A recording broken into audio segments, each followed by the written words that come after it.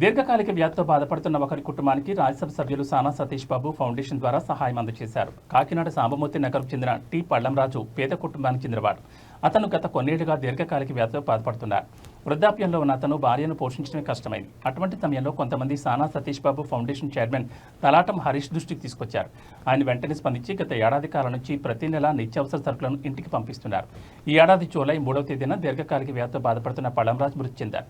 వృద్ధురాలైన భార్య రత్నం ఒక్కరే జీవిస్తున్నారు. హరీష్ రత్నంకు గురువారం 2 నెలలకు సరిపడా నిత్యావసర సరుకులు అందజేశారు. సానా సతీష్ బాబు ఫౌండేషన్ ద్వారా ఆమెను ఆదుకుని సాయం అందేలా కృషి చేస్తానని సానా సతీష్ బాబు ఫౌండేషన్ చైర్మన్ తలాటం హరీష్ తెలిపారు. నిత్యావసర సరుకులను ఫౌండేషన్ సభ్యులు మంగా వెంకట శివరామకృష్ణ కృష్ణ ద్వారా అందజేశారు.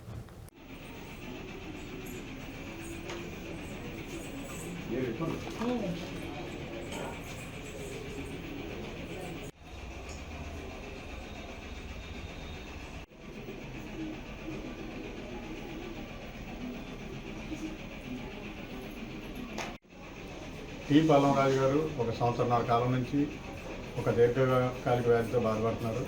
దానికి ఈ విషయం తెలిసిన వెంటనే హరీష్ చారిటబుల్ ట్రస్ట్ హరీష్ గారు స్పందించి సానా సతీష్ బాబు ఫౌండేషన్ ద్వారా గత సంవత్సర కాలం నుంచి కూడా కావాల్సిన నిత్యావసరాలు ఈ కుటుంబానికి అందిస్తున్నారు.